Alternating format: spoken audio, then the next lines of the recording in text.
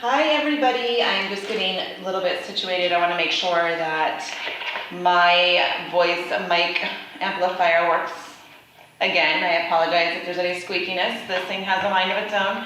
I like to use it though so everybody can hear, and so there's better audio if you're watching online. So I'm trying for everybody involved. So I'll give you guys each a minute to kind of get situated, figure things out, and then we'll get started.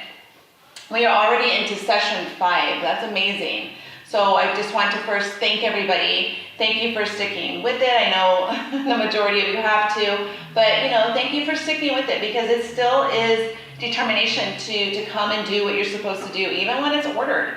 Not everybody wants to do it, and some people don't do it, and some people just say, hey, I'll do it later, and then they don't understand that just creates larger consequences. So it's really good that you guys have made the decision to see this through, because the sooner you get it done with, the sooner you meet the requirements for court, the sooner you can meet the requirements if you have a driving need, an MVD need. All of these will be inputted, and it won't lead to anything further like revocation of license or an arrest warrant because you didn't do what you're supposed to do with the court. So it's very good that you stayed with it. You're in session 5, and today we're going to be talking about healthy relationships in recovery. Now, not everybody is going to choose to be in recovery, and just because your court order doesn't mean that you necessarily have to be in recovery. Some of us might have to be in recovery. We don't have a choice. We're randomly UA'd. But for those of you who do choose to be in recovery, this is going to be a really great session, because even if you're in recovery just for yourself, maybe you still want to consider yourself a social drinker or occasional drinker a couple times a year with family. You're still going to be in recovery mode, becoming different than what you were before. So we're going to look at some different components and variables of what a healthy relationship doesn't look like. And the first variable I'm going to talk about is physical, emotional, and sexual abuse. So what I want to say first and foremost, if you are, and I know I've mentioned it before, but if you are ever in a dangerous situation, a situation that would put you or your children in danger or at risk of getting hurt, or there's, threats that you're going to be hurt, I would always recommend and encourage that you remove yourself from that situation. So you might do that by going to a friend's house, by finding supportive family members. If you have the means and you're financially able to, maybe renting a different place or going and staying somewhere temporarily.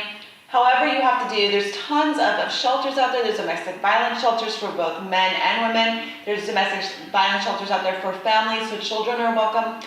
So there's lots of resources today, and if you ever need those resources, please reach out to me, okay? Reach out to our clinic, contact somebody. There's so many resources in Maricopa County and even outside of Maricopa County. So if you are online and you're watching from Flagstaff or Tucson or Wickenburg to the west, or even out in Yuma, there's resources. So we can definitely help you find those. So physical, emotional, and sexual abuse is not something that you want to allow to continue in a relationship, obviously. So let's talk a little bit about what each of them would be. Physical abuse is probably the most understood.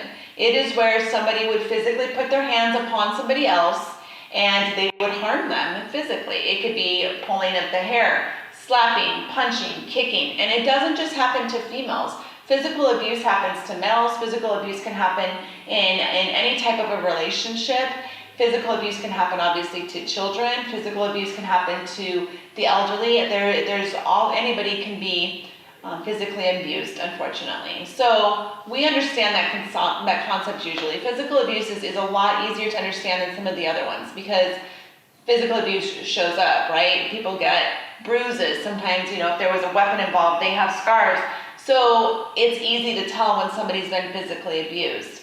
However, an emotional abuse might not be that easy to tell, and it might not be something that you understand is happening when it's going on in your relationship, especially with somebody you love.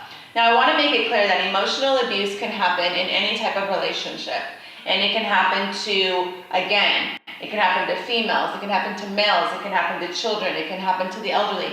Anybody can be emotionally abused.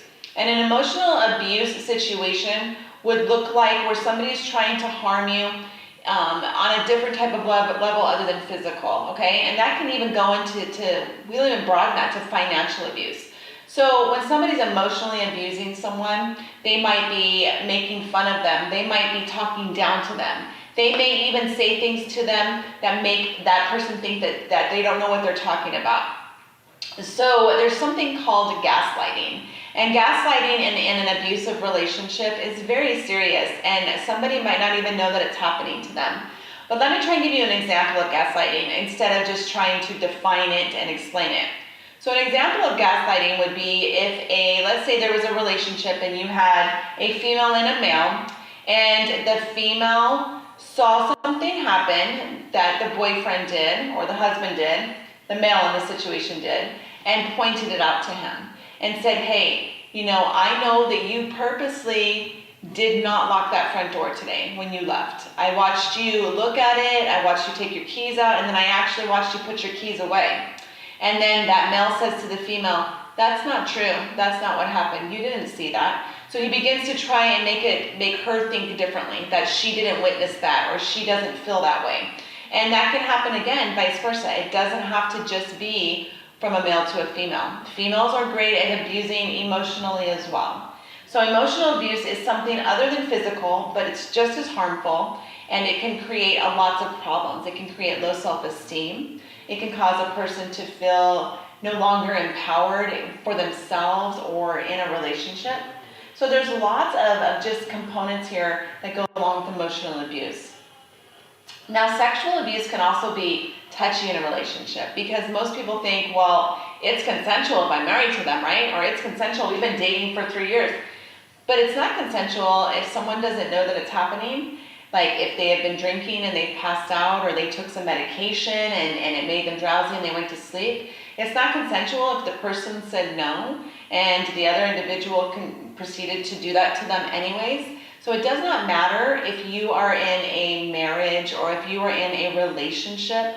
If somebody hasn't consented to sex and the other person completes a sexual act upon them without consent, then yes, that is sexual abuse. That could even be considered rape. So we have to understand that sexual abuse does occur in relationships. It does occur in marriage. Sexual abuse can definitely create problems and dilemmas. So just know that in a healthy relationship, abuse should not be occurring of any kind. You also want to know that there's also physical and emotional neglect that are unhealthy traits in a relationship. So physical and emotional neglect would be when things aren't being met or being cared for. So like physical neglect, we probably could see that very easily when a parent is not taking care of their child, right? So the child needs food, or the child needs basic needs like a bed to sleep on, or water to drink, or clothes to wear to stay warm or to stay out of the elements, whatever's going on. And when those needs aren't being met physically, that child is not being cared for. So that is not healthy. So if you're in a relationship with a male or a female who's not taking care of their own child physically, then yes, that's physical neglect, and something needs to be done about that. Emotional neglect in a relationship can be disheartening, because you don't necessarily know when it's going on, or you become so accustomed to it, so used to it that you no longer even consider it to be neglect. You just consider it to be normal. And it can happen both to males or females. And in a relationship sense, like a marriage, or maybe when a person's dating somebody else, emotional neglect can be when the needs emotionally are not being met. So if somebody comes to their partner and they're like, I'm sad, I just found out a friend from high school died, I'm feeling really, really sad about it, I'm going through some grief, and their partner doesn't want to hear about it and really thinks that it's nonsense and just kind of ignores them, that can be considered some neglect. So again, as you're working through this treatment program, and maybe some support groups on your side, and you're developing a new support system, and you're creating something new for your life, it's important to understand emotional neglect. It's important to understand physical neglect. It's important to understand abuse in all senses. We also want to talk, we also want to make sure that everybody understands that witnessing somebody being abused is also traumatizing. So if you're in a relationship and you have a small child and your small child is continuously watching you get abused or get physically hurt or yelled at or cussed at or things broken, that type of an environment is very dangerous for the child and for yourself. Again, it can happen to males or females, it can happen to children, it can happen to the elderly, it can happen to anybody. Everybody can be a victim, unfortunately. But it's how you're going to respond to that and step up and realize that that's not healthy and that's not what you need to be in. And that's especially not what a child needs to be in.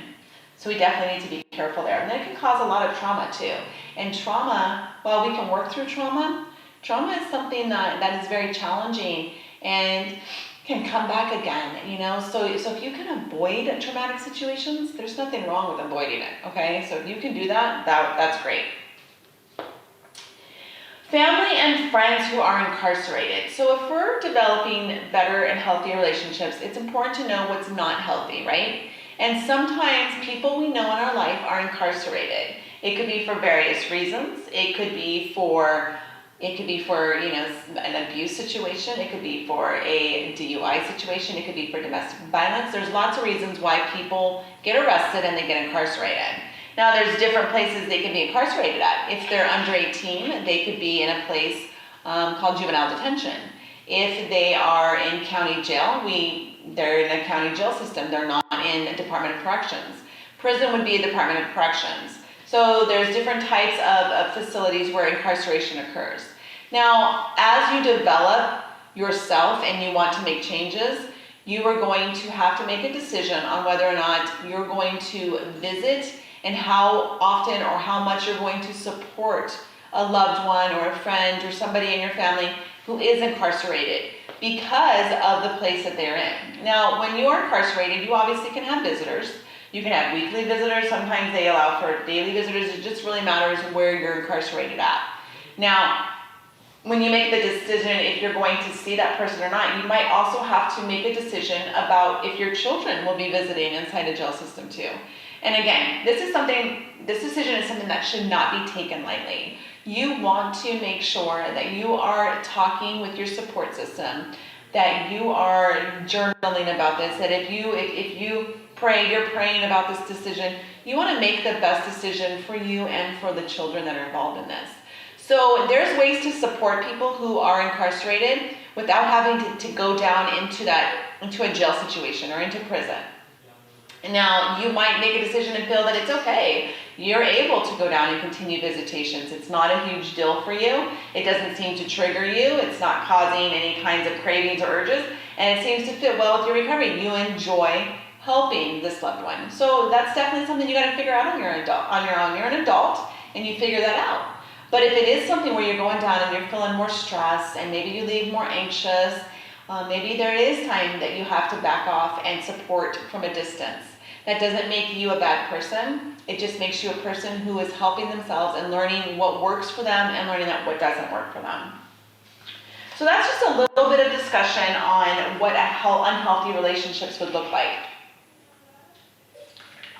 And just some variables that you want to maybe review or understand a little bit more, because as you're making changes for your life, it's important to understand what isn't good for you.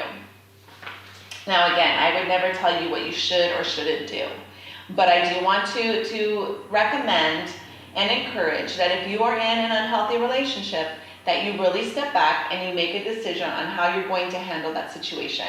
Are you going to approach it with a desire for you both to get into some type of a treatment program, or maybe counseling together, family sessions, or maybe you want to work on yourselves individually first, which is always very much advised. Work on yourself first and then say, hey, after we do some time, let's come together and let's work on our family.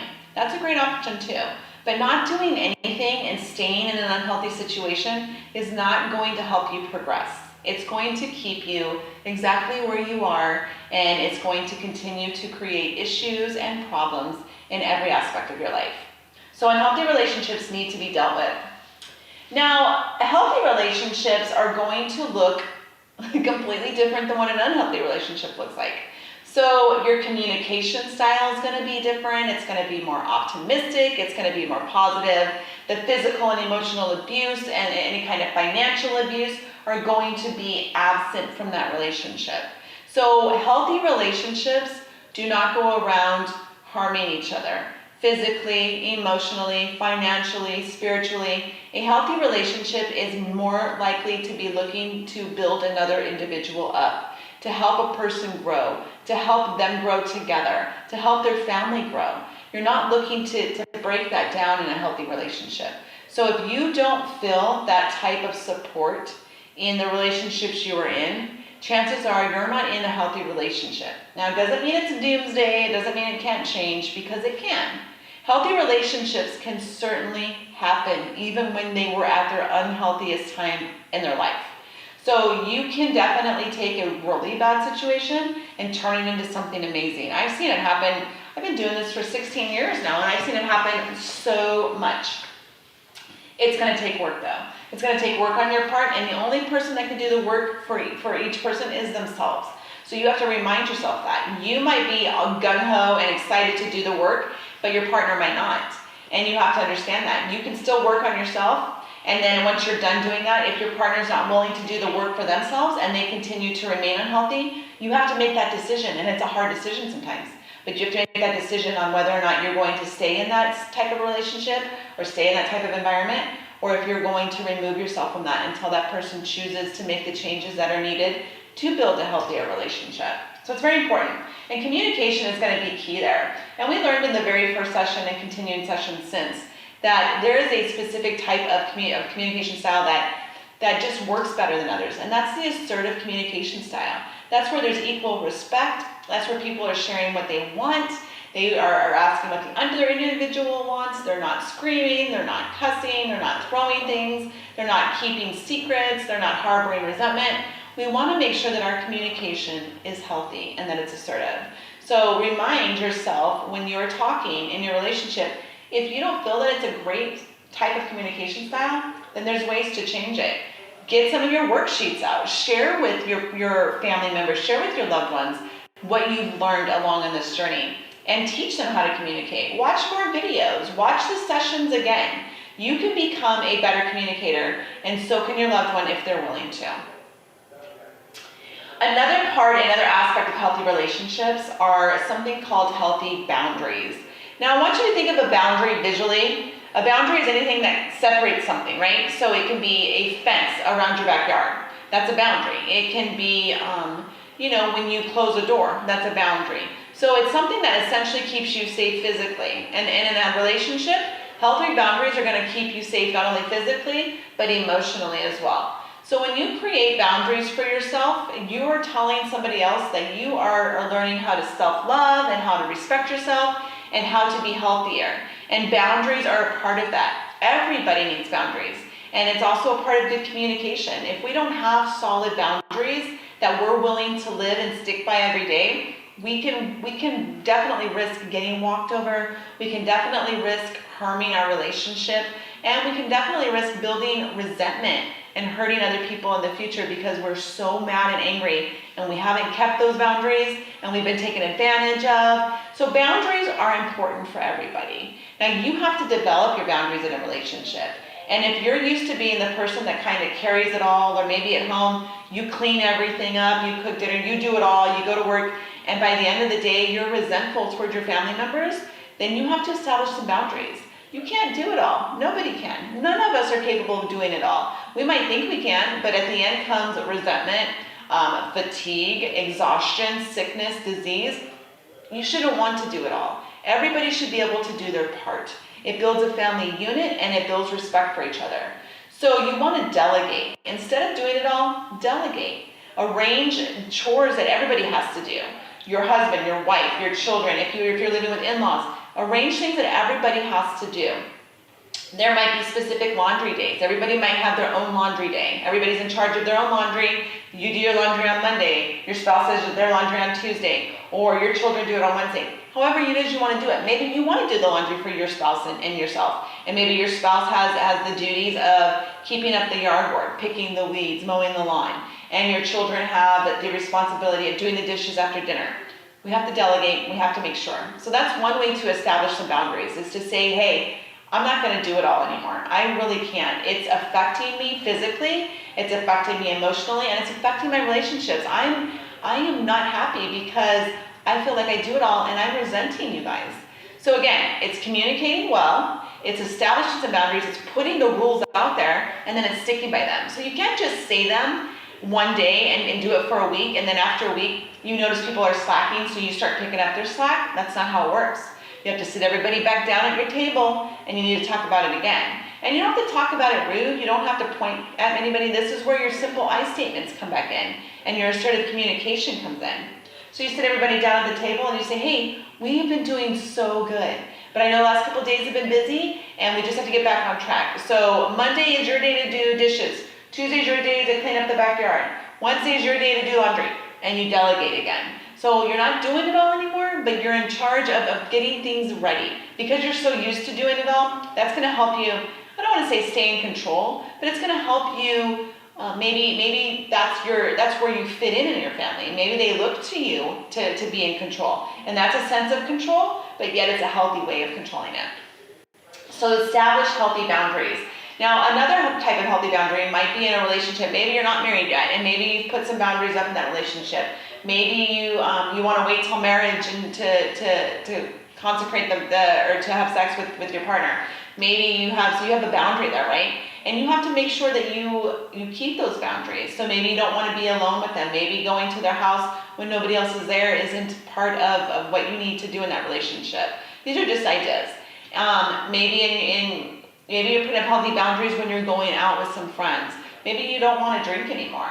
So if they're going to a bar or to a club, maybe you're like, well, that's not really what I want to do tonight. So when you guys decide you're just going to want to go to dinner or you want to go catch a movie, let me know and I'll go with you guys. But I'm not really into going up to the club right now. So just establishing some boundaries, not feeling guilty about saying them, not feeling guilty about maintaining them, and then of course make sure that you're maintaining them, right? You want to make sure, because it's hard to take somebody serious if you're saying all these things and you're not actually doing them.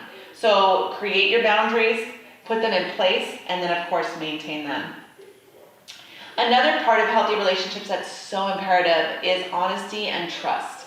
So we want to be truthful, and we want to do it in a way that's respectful and compassionate, and we also want to make sure that we're creating trust and that we're allowing people to want to trust us again. So sometimes if we've had addiction issues or we've hurt somebody in the past, maybe there was domestic violence issues, if we've done that before, we might have lost the trust of some of our loved ones and some of our friends and even our coworkers. So we want to make sure that we are being honest and that we're building that trust again. And it can take some time. It's not necessarily going to happen overnight. Now, building trust again is going to happen when you are a person of your word. So if you say you're going to do something, you need to do it. And if you absolutely 100% can't do it because something happens, make sure you give enough time for the person to find someone else that can help them with that. And you know, this is something we see. Like we talked about this in the beginning of our sessions. If you had promised somebody a ride to the airport, right? And then you promised that the ride is needing to occur on a Friday. And Monday or Tuesday you find out at work that you have to work later Friday, or you've worked so much this week that you feel by Friday you're just going to be too tired. And so there's still quite a few days that if you told somebody you could do something but you have to cancel, there should be enough time in there that they could still arrange for that for them to get another ride. So I'm not one to cancel at the last minute unless there's an emergency. I feel like if you've told somebody you're going to do something, unless there's an emergency or unless you absolutely cannot do it because there's a flat tire or maybe there's an unexpected sickness or maybe your child needs you, unless there's something emergency-wise, I feel like you should do it. Even if you don't want to do it and it's not breaking any laws and there's nothing wrong with it, you should do it. Be a person of your word. That's how you build trust again, and that's how you become a person with integrity and an honest individual. So again, if you've had a rough or a rocky lifestyle, it can definitely lead to people not trusting you, and you have to build that up again. And trust is going to be huge in a relationship, honesty and trust. A lot of times in addiction, We'll see dishonesty, we'll see enabling behaviors. And we're gonna take a deeper look at this as we move into the family sessions, which is beginning in session 7. And we have somebody that'll come and talk with us, that's gonna share their story, and we're gonna watch a powerful movie called When a Man Loves a Woman. So I'm glad I was reminded of that. So because we're in session 5, you have a few sessions before where you're gonna need to somehow, if you're watching online, here in person, we watch it in group. But if you are here online or you're watching live online, I cannot show it through the projector, I cannot video it because of copyright. So I need you to make sure that you're either renting it, or you can call it libraries, call all around. Lots of libraries have it and you can go down and check it out. Call your friends, see if anybody has a copy of it.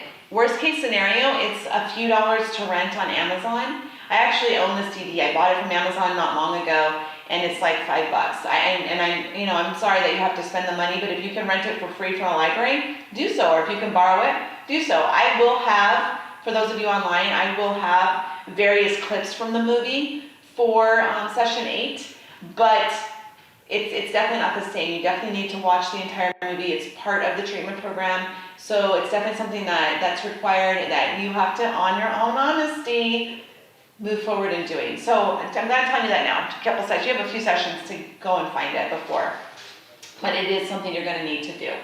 But we see a lot, especially in that movie, of different types of destructive behaviors. We see enabling behaviors.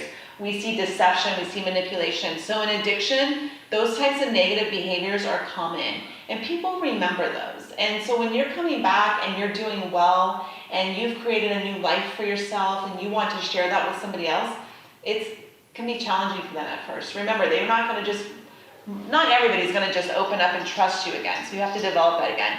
And you know what, you may have a partner or a spouse or even an adult child that you're having a hard time trusting again because they have some addiction and they have been dishonest and they have been manipulative. So you have to work through that with yourself too, and you have to work on that forgiveness. So mending broken relationships and creating healthier relationships is going to start with some big foundation, which is called the forgiveness. Forgiveness of ourselves and the forgiveness of others. And as we learn how to forgive, we really take apart anything that is holding us back from moving forward, because forgiveness doesn't necessarily harm somebody else. Forgiveness takes a hold of us and it harms our inner being. It harms our heart. It harms our thoughts. And it can even harm us physically. When we hold grudges, it's not good for us. Physiologically, emotions like that, negative emotions, harboring resentment, those have all been shown to cause disease, especially within the heart. I mean, you can look this up. This is research that has been done in the medical community. And negative emotions can lead to disease. So unforgiveness is definitely something we have to practice and we have to learn how to do. If we want to be forgiven, we have to forgive, right? So forgiveness doesn't always mean that you stay in that relationship either. Sometimes we forgive and we have to choose through our boundaries and through our recovery the opportunity to no longer stay in a relationship that's harmful to us and that could be harmful to the other person. Because here's the situation. If you're being abused in a relationship and you realize that and you step away from that, you're doing yourself good and you're doing that other person good, because you're showing that other person that that's not the way a healthy relationship is. It may or may not make them want to make changes, but it could, and hopefully they will. So forgiveness of somebody that's harmed you and that continues to want to harm you is okay. You can forgive somebody. You do not have to rush back into any type of relationship that you were in danger from before, emotionally, physically, spiritually, anything. I am not encouraging that at all. In fact, I encourage you to really understand who you want to keep in your life and who's going to be a part of your healing journey, okay? So if you have somebody that is continuously harming you or harming your children or harming your family, you can forgive them, and you do not have to continue to have that in your life. You really don't.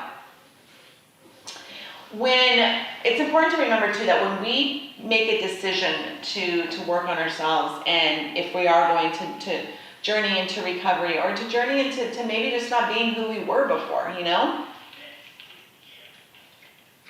we face the strong possibility of resistance from others.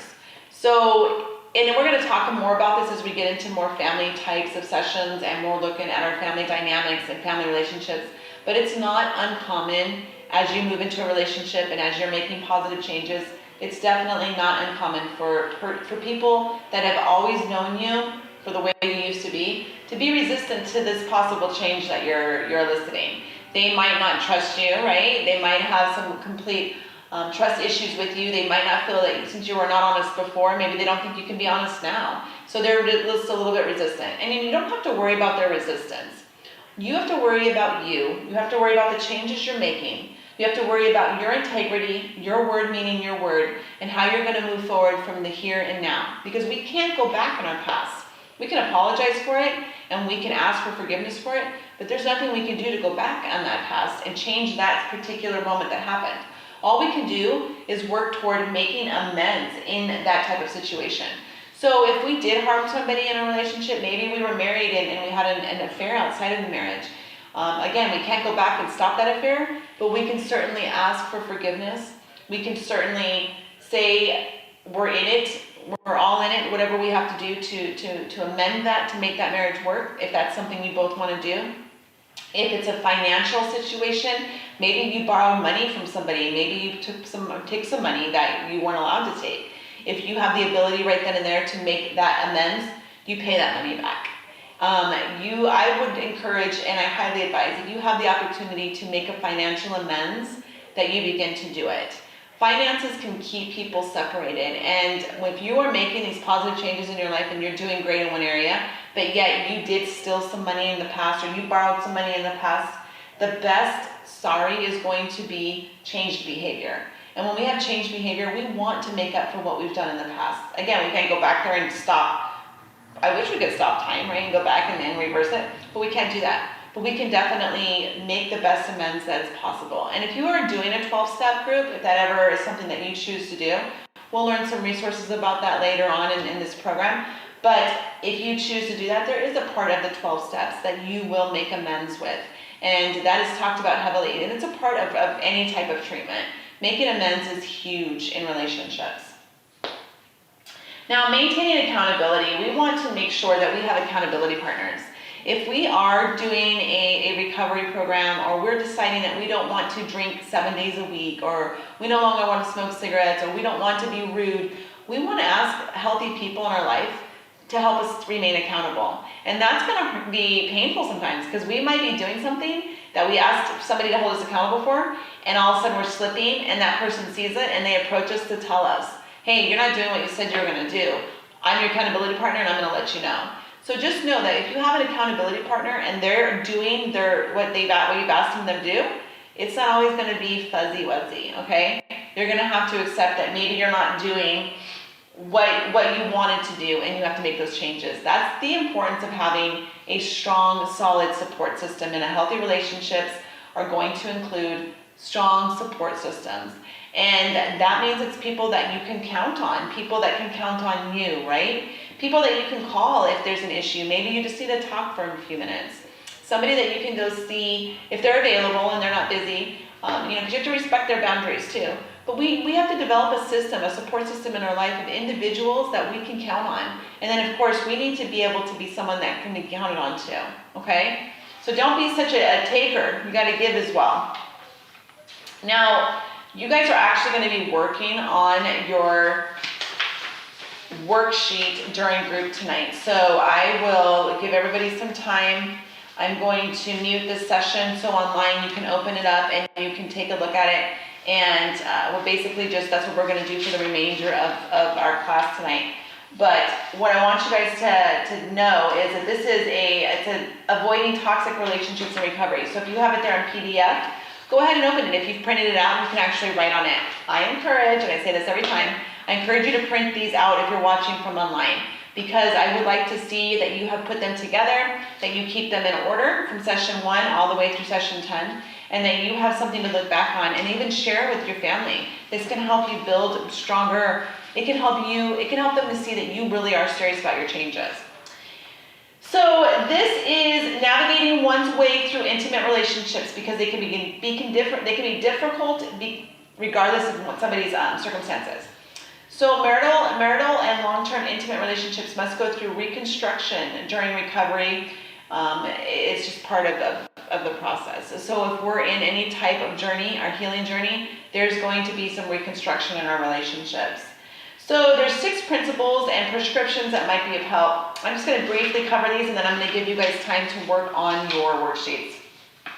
So 1 is individual healing must precede relationship healing. I said that earlier. You have to work on you before we can work on us, right? So individual healing must precede it. You can definitely encourage your spouse or your relationship or whoever's in your relationship, your friends, your parent, to attend support meetings for themselves too during this time. Number 2, the very thing everyone has been hoping for and praying for, recovery, can threaten an intimate relationship. So if you're coming from an addiction background and you have this addiction going on in your life, and all of a sudden you're eliminating that addiction, that can certainly drop so many things in that relationship. Even though that person's been like, I've been waiting for this for so long, but it feels weird now. You know, that enabling behavior, that codependency, all of those destructive behaviors that became so natural and normal for your friends and family are now coming to a halt, and that can be uncomfortable. So you're gonna be able to storm through that too and look through that while you're doing some of these projects in this worksheet. Number 3, relational healing takes time. Remind yourself, healing doesn't happen overnight.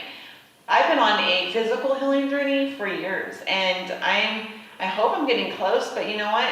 I have to remind myself, it took me decades to get to where I was sick-wise. And it's not going to happen overnight where I'm no longer sick. So we have to really understand that, and we have to give ourselves some time, and we have to be patient. Number 4, relational healing may require outside professional help.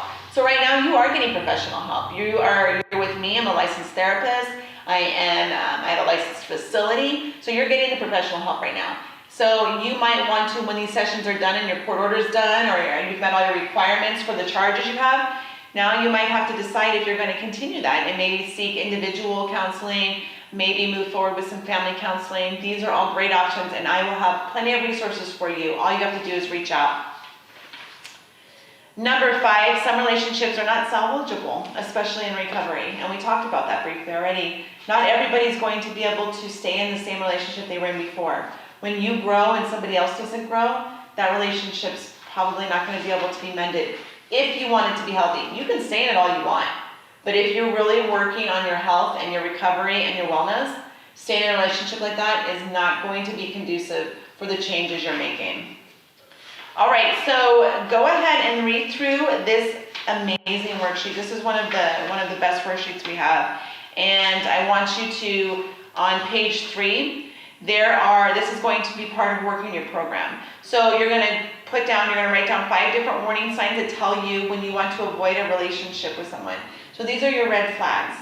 So if you've been in an abusive relationship in the past, you might remember some of the things that you probably saw in the beginning that are considered red flags now that you can begin to implement before you even get into a relationship like that. So for some people, it might be an individual, they meet somebody who's unemployed and just can't seem to maintain a job. That could be a red flag for somebody. A red flag, if you're choosing not to drink or use drugs anymore, a red flag would be somebody that goes to the bar a lot and is drinking and using substances. So there's your red flag. So write down your warning signs. And then you have early warning signs that tell you that you should get out of a relationship that has begun. So now maybe you've moved forward into the relationship. You didn't really see any beginning red flags, but now you're seeing them that you're in the relationship. What are they? What are some things in the very beginning of a relationship that can indicate a red flag for you? And maybe it's all of a sudden they used to be nice and they're no longer nice anymore. Maybe it's as simple as they used to open the door for you when you went out in public, and after a few weeks into the relationship, they're no longer doing that. That could be a red flag. Doesn't mean that it's the end of a relationship, but it could be maybe the person starting to not respect you as much or not value you as much. So write down some early warning signs there. And then it'll have you consider remaining out of a serious relationship through your early months of recovery. So it's not unheard of to not get into a relationship. If you're not married, of course if you're married, nobody's asking you to get divorced. Nobody would never consider that. But if you're single and you're going into a recovery program, more than likely you're going to be advised and encouraged not to jump into a relationship right now. This is you time. Work on yourself. So that's what number 4 is talking about. And then number 5, define what you want in a relationship. What are you looking for? Are you looking for someone who's educated? Are you looking for someone who's employed? Maybe you have some children and you don't want any more children, so maybe you're looking for somebody that has their own children too, so they're not expecting children out of this relationship. So maybe that's something you want to put in here. What are some specific characteristics? Maybe you want somebody that holds the door for you. Maybe you want somebody who's polite and kind. Maybe you are Christian and you want somebody else that's a Christian. Maybe you want to be equally yoked with somebody. Maybe you're not Christian. Maybe you enjoy the Buddha religion and you want somebody else that's Buddhist. So you need to really define that and find out what it is you want. Because as you work on you, these are things that are going to help remind you when you do meet somebody, if they're meeting your requirements that you set early on for yourself. And then 5, seek a relationship coach if you want to, a counselor, friend, or even another person in recovery can be of use. Number 6, if you find your old relationship pattern continuing, get into a long-term therapy relationship that focuses on breaking this pattern. So you might, if you're finding yourself, even despite doing all these, you're still jumping into relationships that have been harmful in the past and you seem to continue that behavior, you might need to look into more longer-term therapy. Not necessarily forever for the rest of your life, but maybe you need to find a therapist again that you can work through some of these issues with. Maybe you have some past trauma that you just haven't dealt with, and it needs to be dealt with now. Because traumatic situations from our childhood can certainly manifest. We can repress those memories can return, we can have triggers, and those memories can happen. So we want to work through trauma. And then finally, number 7, assertively manage your own safety and the safety of your children at all times. And that's something you're going to hear me always say. I want you to be safe. I expect you to be safe, and I expect you, from one parent to another, to protect your children. And if you're not in those situations that are keeping you or them safe, you need to remove yourself. You need to get into a safe program. We have resources. I can guide you. Just reach out to me. Call me. Email me. Text me. Whatever it is you're comfortable with. I will provide you with resources. And we always have resources here at our clinic. I can mail them out to you. It's, whatever you need, however you need them. I can email them to you and you'll have them. So just know that there's our resources available. So definitely take some time. Probably about the next, let's see what time it is. Okay, so about the next 10 minutes, I'll let you guys work on this.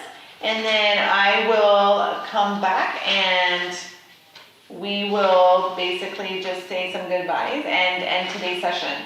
So as we move into session 6 and then 7, remember please that session 8 is going to require you to have the movie When a Man Loves a Woman. So just start being on the lookout for that. Maybe you can ask around, hey, do you have When a Man Loves a Woman? This is if you're online, because I cannot, because of copyright issues, show it and record it. But it is a part of this treatment program, and it's definitely a huge part of most group therapy. You'll see this movie often. So When a Man Loves a Woman, it's from the 90s, Meg Ryan, M.T. Garcia. You can call around the libraries. Most libraries are able to rent it out, and that's free. All right, so take some time, work on your worksheet, and I will come back in about 10, 15 minutes to say our goodbyes.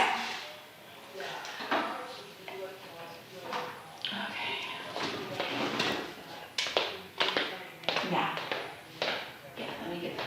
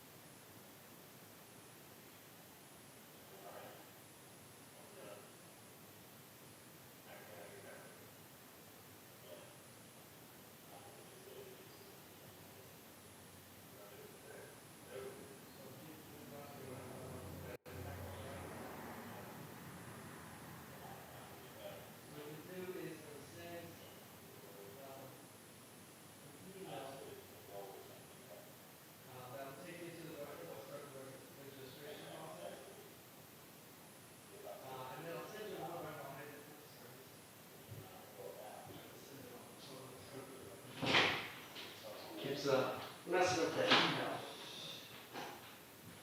So I sent an email to you, so it'll take you to our website. Like I said, the first thing we're going to do is go to create an account. Once you do that, you essentially create a user dashboard. And then once you have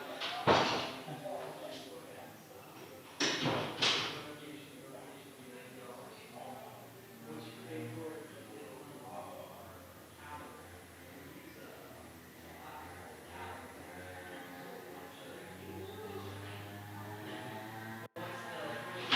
the time and the date of the screening, what will happen, you'll get a confirmation email from Calendly.